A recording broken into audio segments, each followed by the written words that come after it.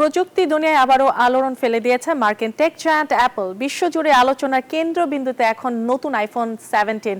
শুক্রবার ফোনটি কিনতে বেইজিং এর শোরুমের বাইরে ভিড় করেন হাজার হাজার মানুষ।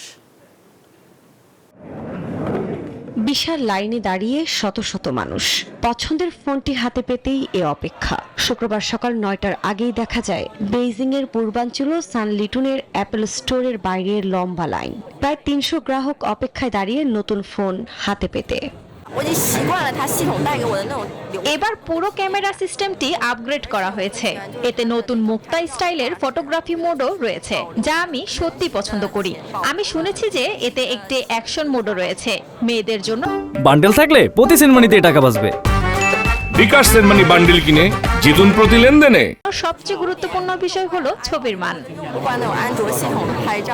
গণমাধ্যমের তথ্য বলছে আইফোন 17 প্রো ম্যাক্স মডেল ঘিরে সবচেয়ে বেশি আগ্রহ দেখা গেছে, যার দাম 9,999 ইউয়ান থেকে শুরু হয়েছে।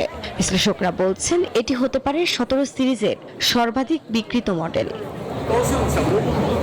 এদিকে আইফোন সিরিজে এবার এসেছে নতুন সংস্করণ আইফোন এয়ার।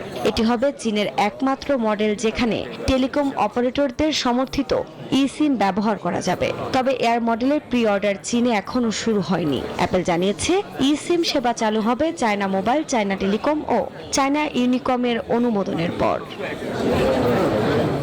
আফরিন মৌ, নিউজ 24।